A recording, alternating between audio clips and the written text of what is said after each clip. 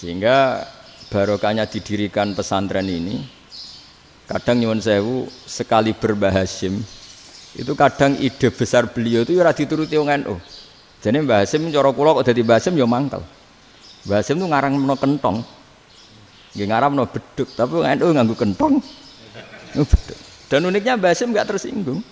Karena ciri khas pesantren itu membolehkan perbedaan apa? Pendapat. Itu masyhur khilafnya Mbah Hasyim sama Mbah Fakih Mas Kumambang itu sampai dikitabkan. Saling ngeritik, saling macam-macam lah. Jadi cara berpikir Mbah Hasyim ketika Nabi rembukan, ini gimana ya cara menentukan waktu sholat ya? Ya pakai kentong ya Rasulullah, dzakalin nasara itu untuk orang Nasrani. Ya pakai buk itu trompet, dzakalil Yahud itu untuk orang Yahudi. Terus, ada yang usul lagi pakai api ya Rasulullah, dzakalil Majusi itu orang Majusi. Setelah itu ada orang datang lari-lari cerita mimpi azan tadi. Ya itu terus dipakai sarana pemanggilan sholat ya azan itu. Sehingga Mbah Hasyim menolak kentong. Karena mantas sababi qaumin fahuwa minhu. Beliau keras sekali sampai bilang haram. Beliau judulnya ya haram, Al-Jasus Antakhrimin Nakus. Setelah naskah itu sampai ke Mbah Fakih Mas Kumambang di Gresik situ, di daerah Dukun situ. Dulu nggak ada WA ya, jadi sampainya ya lama. Makanya saya sampai sekarang nggak punya WA karena ya saya ulama kan, kalau WA-an terus ya jadi ulama. Nggak jadi ulama main WA-an terus itu. Nah itu termasuk rektor nggak kau bermikir itu mesti kebanyakan WA. Karena kan otaknya didikte oleh sesuatu yang masuk. Sesuatu yang dilihat itu kan pasti mendikte kita. Beda kalau yang enggak WA-an kan mikir apa kita yang menentukan. Kalau WA-an kan kita ditentukan.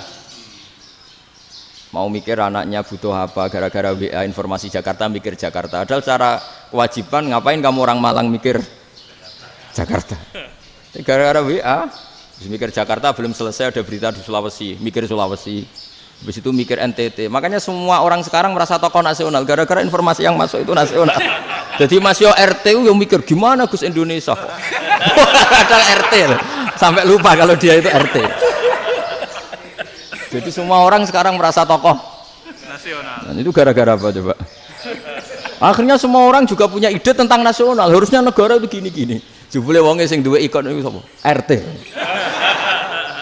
Ribet kan? Saya teruskan, setelah naskah itu sampai ke Kiai Fakih Mas Kumambang, beliau itu marah besar. Ini harus dilawan dan saya bukan karena benci Mbah Hasyim. Beliau teman saya ketika ngaji Kiai Mahfud di Mekah. Jadi Mbah Fakih dan Kiai Hasyim itu teman ketika ngaji di Mekah. Secara ngelawan tuh lucu, gak ilmiah tapi gak ilmiah wong alim tetap ilmiah. Di mana-mana serupa itu tidak sama.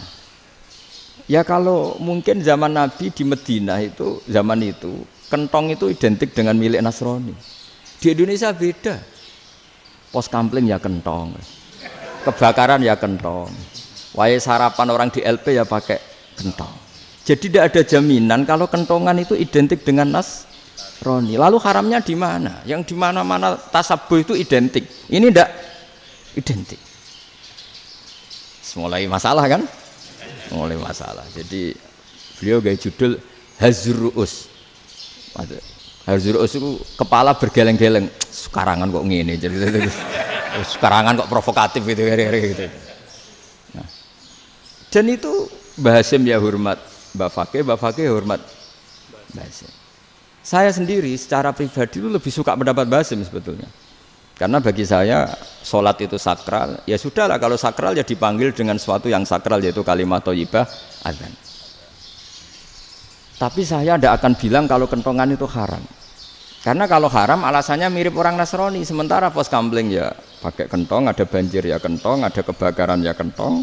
Jadi tidak identik untuk misa atau untuk sholat ala Nasrani. Tapi itu dulu ya rileks saja. Dua beliau itu ya saling menghormati, padahal saling kritik.